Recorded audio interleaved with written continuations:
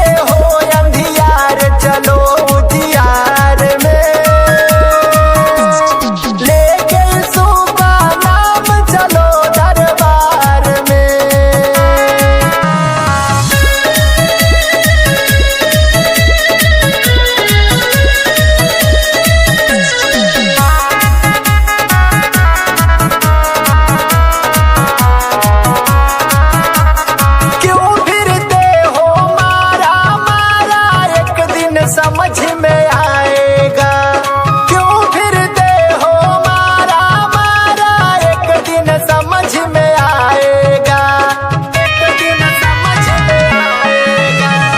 क्यों फिरते हो मारा मारा, एक दिन समझ में आएगा। जब आएगा यीशु राजा तुझे छोड़ के जाएगा, शांति मिलेगा तुझे तेरे घर बार में। लेके यीशु का नाम चलो दरबार में। क्यों रहते हो अंधियार, चलो उजियार में। लेके यीशु का नाम चलो दरबार में। क्या रखा है रुपया पैसा कार में, लेके यीशु का नाम चलो दरबार में। लेके यीशु का नाम चलो दरबार में। ऐसे ही गाने सुनने के लिए हमारे चैनल को सब्सक्राइब करें और बेल आइकन को दबाना ना भूलें। जय मसीह, धन्यवाद।